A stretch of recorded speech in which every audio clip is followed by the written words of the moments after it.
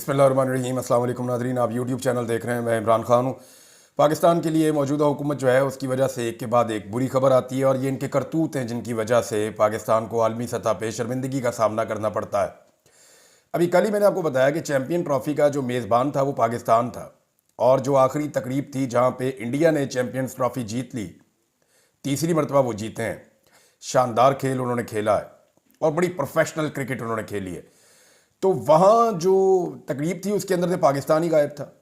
یعنی یہ تاریخ میں پہلی مرتبہ ہوا ہے کہ جو ملک میزبان ہے وہ ملک ہی فائنل کے بعد ہونے والی تقریب سے، جو ٹرافی دینے والی تقریب ہے، اس سے غائب ہے۔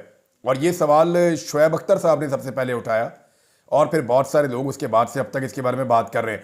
وہ کہہ رہے ہیں جی پی سی بی کا نمائندہ گراؤنڈ میں موجود تھا، لیکن نہ 3 میں نہ 13 میں، یعنی پاکستان کہیں بھی دکھائی نہیں دیا۔ اتنا بڑا ایونٹ پاکستان نے کروایا، اس کی میزبانی کی، اتنا اربوں روپیہ قوم کا لگا دیا، جناب نئے اسٹیڈیم تیار کیے گئے، یہ کر دیا وہ کر دیا، اور ملا کیا؟ کچھ بھی نہیں۔ اب ناظرین، ایک اور جو بری خبر ہے وہ یہ ہے کہ عمران خان کی جماعت پر بدترین کریک ڈاؤن کیا گیا، اور اس کے علاوہ کچھ اور دعووں کے ساتھ۔ پاکستان کو 2025 کے لیے سوئس مانیٹر کی انسانی حقوق کی واچ لسٹ میں شامل کر لیا گیا۔ یہ پاکستان میں انسانی حقوق ٹھیک نہیں ہے، اس کو ڈالو مانیٹرنگ کے اندر، اور واچ لسٹ کے اندر اس کو شامل کیا جائے، اس کے اوپر نظر رکھی جائے۔ پاکستان کو لسٹ میں شامل کرنے کی وجہ شہری آزادی محدود ہونا، انسانی حقوق کے کارکنوں کو حکام کی جانب سے من مانے طریقے سے نشانہ بنانا، اور صحافیوں کو کالے قوانین کے ذریعے دبانا، یہ وہ وجوہات ہیں۔ یعنی جیسے انہوں نے یہ پیکا کا ایک کالا قانون بنایا ہے، اور اس کے علاوہ انہوں نے جو کچھ بھی کیا پاکستان میں صحافیوں کے ساتھ، پولیٹیکل ایکٹیوسٹ ہیں ان کے ساتھ، سیاسی جماعتوں کے کارکنوں کے ساتھ، خاص طور پہ پاکستان تحریک انصاف کو بہت بری طرح ٹارگٹ کیا ہے۔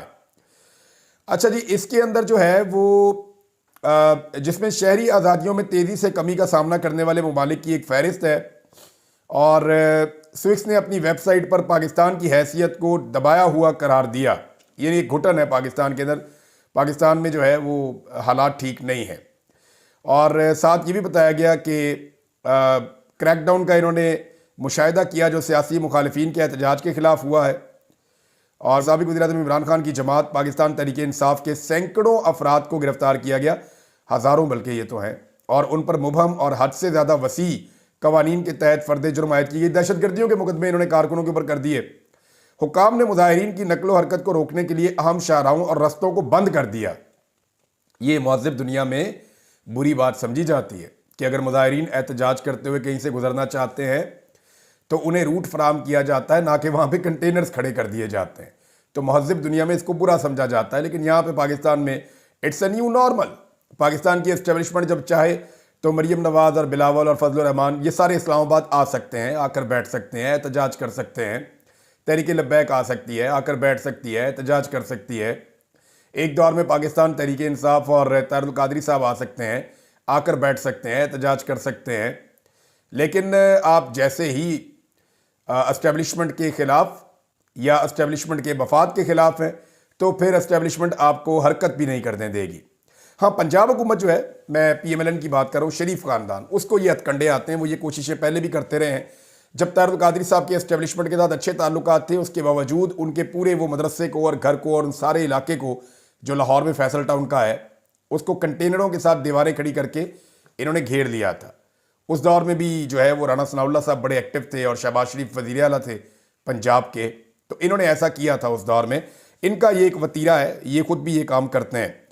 ناظرین، اب یہ تو آ گیا ایک معاملہ کہ پاکستان کے حوالے سے انسانی حقوق کی خلاف ورزیوں اور جو کچھ بھی سیاسی جماعت کے ساتھ کیا جا رہا ہے، پاکستان تحریک انصاف کے ساتھ یا صحافیوں کے ساتھ یا جو ایکٹیوسٹ ہیں ان کے ساتھ یا وکلا ہیں ان کے ساتھ جو کچھ کیا جا رہا ہے، اور جو ظلم اور بربریت ہے اس کے اوپر عالمی ادارے ایک ایک کر کے بات کر رہے ہیں۔ ایک اور واچ لسٹ میں پاکستان کو شامل کر دیا گیا، بڑی تفصیلی کہانی ہے، اور اس میں مارنگ بلوچ صاحبہ کا بھی ذکر ہے کہ ان کے ساتھ ظلم کیا گیا۔ اس کے اندر جو ہے وہ ایک ذکر ہے ایمان زینب بازاری صاحبہ کا کہ ان کے اوپر دہشت گردی کے مقدمات درج کیے گئے، انہیں پریشان کیا گیا۔ وہ انسانی حقوق کے محافظ ہیں، اور وہ بطور وکیل پسے ہوئے طبقات کے مقدمات لڑتی ہیں یا جبری گمشدگیوں کے خلاف آواز اٹھاتی ہیں۔ اور ساتھ مانیٹر نے کہا کہ سندھ اور بلوچ نسل کے لوگوں کے احتجاج کو حکام کی جانب سے جبر کا سامنا کرنا پڑا، یہ واقعات شہری آزادیوں کو برقرار رکھنے کے پاکستان کے وعدوں کی کھلی خلاف ورزی ہیں۔ اب ناظرین ایک اور خبر ہے، آصف علی زرداری صاحب نے جو ہے وہ ایک خطاب کیا ہے پارلیمنٹ کے مشترکہ سیشن سے۔ ایک تو خطاب کے اندر بڑی لیدے ہوئی ہے، خطاب کے اندر کیا ہوا وہ میں آپ کو بتا دیتا ہوں، لیکن لب لباب یہ ہے کہ زرداری صاحب نے کہا کہ ہمیں عوام کی امیدوں پر پورا اترنا ہوگا۔ دیکھیں زرداری صاحب، اگر آپ سے کوئی بھی امید ہوتی تو عوام آپ کو ووٹ ڈال دیتی۔ عوام کو آپ سے امید ہی نہیں ہے، آپ ان امیدوں پہ پورا اترنا چاہتے ہیں عوام کی جو امیدیں عوام کو آپ سے ہے ہی نہیں۔ عوام کو آپ سے صرف یہ امید ہے کہ آپ کو گھر بھیجنا ہے۔ عوام نے آپ کو ووٹ نہیں ڈالا، آپ کو جعلی فارم 47 کے اوپر لا کر اقتدار میں بٹھایا گیا۔ اس کے بعد جعلی فارم 47 والے ایم پی ایز اور ایم این ایز کے سارے وہ اکٹھے کر کے ووٹ شوٹ آپ جعلی صدر پاکستان بن گئے۔ اسی طرح پاکستان کے وزیر اعظم جو ہیں وہ بھی جعلی فارم 47 کے اوپر آئے اور جعلی فارم 47 والی اسمبلی کے اوپر وہ وزیر اعظم بن گئے۔ اسی طرح آپ نے سندھ میں اپنی حکومت بنا لی، بلوچستان میں اپنی حکومت بنا لی اور پنجاب کے اندر مریم نواز کی حکومت بنا دی گئی۔ تو یہ آپ نے اقتدار پہ قبضہ کیا ہے، لیکن زرداری صاحب نے سندھ کی آواز سنی ہے۔ مسئلہ یہ ہے کہ وہاں انہوں نے سیاست کرنی ہے اور ان کو یہ پتہ ہے کہ سندھ ان کا مورچہ ہے، جب بھی ان کے اوپر برا وقت آتا ہے یہ جا کے سندھ میں چھپ جاتے ہیں۔ اب جناب زرداری صاحب کہتے ہیں کہ دریائے سندھ سے نہریں نکالنے کی انہوں نے مخالفت کر دی، اس تجویز کی میں بطور صدر حمایت نہیں کر سکتا، حکومت کو کہتا ہوں کہ یہ تجویز ترک کر دے، یہ جناب زرداری صاحب نے کہا ہے۔ لیکن زرداری صاحب کے خطاب کے دوران پاکستان تحریک انصاف نے ان کو بولنے کا موقع ہی نہیں دیا۔ تحریک انصاف کہتی جی ہمیں بولنے کا موقع نہیں دیتے تو ہم انہیں بولنے کا موقع نہیں دیں گے، ٹٹ فار ٹیٹ۔ انہوں نے وہاں پہ بہت نعرے لگائے، سب سے زیادہ جو نعرے لگے وہ اردلی کے نعرے لگے۔ اس کے بعد جو پاکستان تحریک انصاف کا ایک فیورٹ نعرہ ہے وہ لگاتے رہے، مریم کے پاپا چور ہیں، مریم کے پاپا چور ہیں، یہ نعرہ بہت دفعہ لگایا گیا قومی اسمبلی میں۔ اور اس کے بعد قیدی نمبر 804 کے نعرے لگے ہیں، اور وہ لگتے ہیں نہ وہ باغی نہ غدار، قیدی نمبر 804، تیرا یار میرا یار، قیدی نمبر 804، تو یہ نعرے لگتے ہیں۔ تو زرداری صاحب نے بڑی تکلیف کے اندر بڑی مشکل سے کانوں کے اوپر وہ چڑھا کے ہیڈ فون وغیرہ جو ہے انہوں نے تقریر کی ہے، لیکن شدید نعرے بازی ہوئی ہے پاکستان تحریک انصاف کی جانب سے۔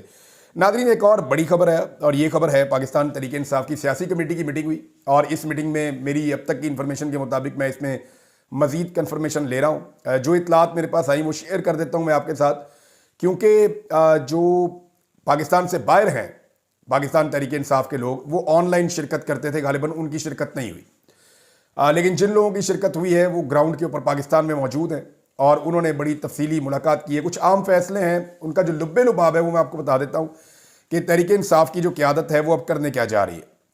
تحریک انصاف کی قیادت عمران خان صاحب کو دوبارہ ایک ٹرک کی بتی کے پیچھے لگانے جا رہی ہے، اور یہ میں آپ کو خبر دے رہا ہوں۔ ہوا کیا یہ میں آپ کو بھی بتا دیتا ہوں۔ اس کے اندر ہوا یہ ہے کہ کل رات جو سیاسی کمیٹی میں میٹنگ ہوئی اس میں یہ فیصلہ کیا گیا کہ عمران خان صاحب سے جا کر دوبارہ ملاقات کی جائے اور عمران خان صاحب کو کہا جائے کہ دوبارہ مذاکرات شروع کر دیں۔ اب معاملہ یہ ہے کہ عمران خان صاحب نے تو اس وقت مذاکرات کا کہا جب 26 نومبر کا قتل عام ہوا تھا، اور انہوں نے کہا تھا ٹھیک ہے آپ مذاکرات کر لیں، وہ بھی پارٹی کے بار بار کہنے پر، اور بعد میں عمران خان صاحب نے پارٹی کے لوگوں کو کہا کہ بیٹھو اور فیصلہ کرو یا بتاؤ مجھے کہ ان مذاکرات سے کیا حاصل ہوا۔ ان مذاکرات کے نتیجے میں 26 نومبر کا قتل عام جو ہے اس معاملے پہ کافی حد تک مٹی پڑ گئی، وہ معاملہ بالکل ڈاؤن چلا گیا۔ 26 نومبر کے قتل عام کے اوپر جو معاملہ اٹھا ہوا تھا وہ ان مذاکرات کے نیچے دبنا شروع ہو گیا۔ دوسرا، عمران خان صاحب نے جو ریمیٹنسز کے حوالے سے ایک کال دی تھی کہ ان کا بائیکاٹ کیا جائے، وہ کافی حد تک کامیاب نہ ہونے کی وجہ یہ ہے کہ اس وقت حکومت کے ساتھ پاکستان تحریک انصاف مذاکرات بھی کر رہی تھی، تو اوورسیز پاکستانی میں ایک میسج گیا کہ جناب حکومت کے ساتھ تو پاکستان تحریک انصاف مذاکرات کر رہی ہے۔ تیسرا، یہ حکومت جو پاکستان تحریک انصاف کے ساتھ بیٹھنے کے لیے ترستی رہتی ہے، تحریک انصاف اس حکومت کے ساتھ بیٹھ گئی اور حکومت میں ایک کانفیڈنس آیا کہ وہ حکومت کے اندر ہے۔ آپ غور کریں تو ان مذاکرات سے پہلے حکومت کا اعتماد نہیں تھا، نہ انہوں نے کابینہ کے ممبرز کی تعداد بڑھائی تھی، نہ ان میں اتنا کانفیڈنس تھا، نہ وہ اتنے کھل کر سامنے آتے تھے، لیکن جیسے ہی پاکستان تحریک انصاف مذاکرات کی ٹیبل پہ حکومت کے ساتھ بیٹھی، جو کہ ایک اچھی بات ہے، مذاکرات کرنے چاہیے، لیکن اس سے حکومت کے اعتماد میں اضافہ ہوا، حکومت تگڑی ہوئی ہے۔ تو پھر عمران خان صاحب نے مذاکرات اس لیے ختم کر دیے کہ یار آپ ڈیڈ لائن دے دیں، اس ڈیڈ لائن تک اگر یہ ہمارے مطالبات پورے کرتے ہیں تو ٹھیک ہے۔ مطالبات کیا تھے؟ دو، کہ جو سیاسی نوعیت کے قیدی ہیں جن کو بند کیا ہوا ہے غیر قانونی غیر آئینی طور پہ، انہیں جو ہے وہ رہائی دی جائے، اور دوسرا عمران خان صاحب نے کہا تھا کہ جوڈیشل کمیشن بنایا جائے 9 مئی پر اور 26 نومبر کے قتل عام پہ. تو ان دونوں مطالبات کو تسلیم نہیں کیا گیا، اور جب مطالبات تسلیم نہیں ہوئے تو پھر عمران خان صاحب نے مذاکرات کینسل کر دیے تھے. اب پاکستان تحریک انصاف چاہتی ہے کہ عید کے بعد، بجائے اس کے کہ یہ میں قیادت کی بات بتا رہا ہوں، انہیں یہ لگتا ہے کہ عید کے بعد بجائے اس کے کہ احتجاج کی طرف جائے یا ایک احتجاج کی کال دی جائے، کرنا یہ چاہیے کہ حکومت کے ساتھ دوبارہ مذاکرات کے اندر انگیج ہو جانا چاہیے. میری دانست میں شاید یہ ٹرک کی بتی ہے، جو عمران خان صاحب کو ایک اور ٹرک کی بتی کے پیچھے لگایا جا رہا ہے، لیکن فیصلہ تو عمران خان صاحب نے کرنا ہے جیل کے اندر سے بیٹھ کے کہ انہوں نے مذاکرات کی طرف جانا یا نہیں جانا. اس میں جو عام ترین پاکستان تحریک انصاف کے لوگ ہیں وہ شامل ہوئے ہیں. علی امین گنڈا پور صاحب بھی شامل ہوئے ہیں، سلمان اکرم راجہ صاحب ہیں، باقی پارٹی کے جو سینئر عہدیدار ہیں وہ سارے شامل ہیں. اچھا، اس میں کیا عمران خان صاحب راضی ہو جائیں گے، یہ ایک سوال ہے. تو میرا اس پہ تجزیہ یہ ہے کہ خان صاحب کو راضی کرنا ذرا مشکل ہے. ان کے ساتھ جھوٹ بولنا پڑے گا کہ اسٹیبلشمنٹ یہ چاہ رہی ہے یا حکومت یہ چاہ رہی ہے کہ یہ مذاکرات کیے جائیں. حالانکہ اگر اسٹیبلشمنٹ چاہتی کہ مذاکرات کیے جائیں تو اسٹیبلشمنٹ پہلے مذاکرات ختم ہی نہ ہونے دیتی، کوئی نہ کوئی رستہ نکال دیتی. نمبر 2، اگر اسٹیبلشمنٹ مذاکرات کرنا چاہے گی تو اسٹیبلشمنٹ کی کٹ پتلی تو یہ حکومت ہے، تو حکومت پھر انیشیٹ کرے گی اس معاملے کو کہ جناب ہم پاکستان تحریک انصاف سے مذاکرات کرنا چاہتے ہیں، ہم فلاں چیزیں دینا چاہتے ہیں، یہ کرنا چاہتے ہیں، وہ کرنا چاہتے ہیں، تو کوئی نہ کوئی رستہ نکال لیتے. لیکن اسٹیبلشمنٹ کی مجھے نہیں لگتا کوئی دلچسپی ہے. انہیں خاصا کانفیڈنس آیا ہے پچھلے مذاکرات کے بعد، اور اب پاکستان تحریک انصاف کی قیادت عمران خان صاحب کو مذاکرات کی طرف مبینہ طور پہ لے کر جانا چاہتی ہے، جو میرے سورس نے مجھے بتایا ہے. اس پہ شیر افضل مروت صاحب نے ایک سٹیٹمنٹ دیا. ان کا یہ دعویٰ ہے کہ عید کے بعد تحریک انصاف احتجاج کرنے جا رہی ہے. تو شیر افضل مروت صاحب نے میڈیا سے بات چیت میں دعویٰ کیا کہ یہ 10 لوگ بھی جمع نہیں کر سکتے، یہ مؤخر کر دیں گے اس احتجاج کو. وجہ وہ یہ بتاتے ہیں کہ یہ لوگوں کو نکال ہی نہیں سکتے، کیونکہ شیر افضل مروت صاحب پارٹی میں نہیں ہے، پاکستان تحریک انصاف میں، تو انہیں لگتا ہے کہ ان کے بغیر کوئی بندہ نہیں نکلے گا. پھر انہوں نے ایک اور اشارہ کیا، اور یہ انہوں نے ٹھیک بات کی، کہ گلگت بلتستان کے الیکشن سر پہ ہیں اور انہیں اس بات کا احساس ہی نہیں ہے. دیکھیں، اس وقت عمران خان صاحب کی جتنی مقبولیت ہے نا، تو ہر حال میں گلگت بلتستان میں پاکستان تحریک انصاف کی حکومت بننی چاہیے. گلگت بلتستان کے لوگ جو ہیں وہ بہت باشعور لوگ ہیں، بڑے شاندار لوگ ہیں، اور وہ بڑے مضبوط لوگ ہیں، اور ان میں اتفاق بھی بہت ہے. اور اس وقت گلگت بلتستان بہت بڑی تعداد میں عمران خان اور MWM کے ساتھ بھی کھڑے ہیں. تو اگر یہ MWM کا اور عمران خان صاحب کا اتحاد کچھ مقامی لوگوں کے ساتھ مل کر یہ الیکشن ٹھیک طریقے سے مینج کر کے لڑتا ہے تو گلگت بلتستان میں پاکستان تحریک انصاف کلین سویپ کر سکتی ہے. میں آپ کو انٹرسٹنگ بات بتاؤں کہ PMLN جو ہے وہ دوسرے نمبر کی پارٹی بھی نہیں ہے. وہاں دوسرے نمبر پہ اگر کوئی پولیٹیکل پارٹی آئے گی تو وہ پاکستان پیپلز پارٹی آئے گی، جن کے پاس کچھ تھوڑا بہت گراؤنڈ ہے گلگت بلتستان کا. بہرحال پاکستان تحریک انصاف کا طوطی بولتا ہے. ایسے میں وہاں پہ نا دھاندلی کرنا بھی اتنا آسان نہیں ہے، کیونکہ ووٹر کم ہیں اور جتنے لوگ ہیں وہ سارے بڑے باشعور ہیں. تو وہ اگر پاکستان تحریک انصاف مینج ٹھیک طریقے سے کر لے اور وہاں کمپین ٹھیک طریقے سے چلا لے اور اپنے امیدوار جو ہیں وہ صحیح طریقے سے چن لے، تو پاکستان تحریک انصاف سٹیٹ اوے گلگت بلتستان میں الیکشن جیت سکتی ہے. ناظرین، فیصل چودھری صاحب نے ایک اور چیز کی گواہی دی ہے. فیصل چودھری صاحب عمران خان صاحب کے وکیل ہیں. انہوں نے کہا جی عمران خان صاحب کو میں نے خود کہا تھا کہ بنی گالا کی آفر ہے، لیکن عمران خان صاحب نے انکار کر دیا، وہ کوئی ڈیل کرنا نہیں چاہتے. انہوں نے کہا کہ میں جیل میں ہی ٹھیک ہوں. اس سے پہلے عمران خان کو اٹک جیل میں بیرون ملک شفٹ ہونے کی آفر بھی دی گئی، جو انہوں نے ریجیکٹ کر دی تھی. دیکھیں، عمران خان جیل کے اندر بیٹھا ہے، وہ جیل میں بیٹھ کے مقابلہ کر رہا ہے. وہ یہ کہہ رہا ہے کہ میں اس حکومت سے مذاکرات بھی نہیں کرنا چاہتا، مشکلات ہے تو سہ لیں گے، لوگ اپنے حق کے لیے باہر نکلیں اور اس حکومت کو تسلیم نہ کریں، کیونکہ یہ جعلی مینڈیٹ کے ساتھ آئی ہے. اب عمران خان جیل میں بیٹھ کے سختیاں برداشت کر کے، پاکستان کی تاریخ کی سب سے سخت جیل ہے عمران خان کی. اتنی سخت جیل پاکستان کی تاریخ میں کسی سیاسی قیدی نے نہیں کاٹی. نواز شریف جب بھی جیل گئے تو نظر آتے تھے، ان کی آواز سنائی دیتی تھی، ان کی تصویر دکھائی دیتی تھی. نواز شریف صاحب کو باہر لایا جاتا تھا، بار بار سامنے دکھایا جاتا تھا، بیمار ہو کے آرام سے اسپتال بھی آ جاتے تھے. لیکن عمران خان کے ساتھ ایسا کچھ نہیں ہے، وہ ڈٹ کے جیل کاٹ رہا ہے. آج تک آپ کو عمران خان صاحب کی ایک مرتبہ بھی شکل نہیں دکھائی گئی، ایک مرتبہ بھی عمران خان کی آواز نہیں سنائی گئی.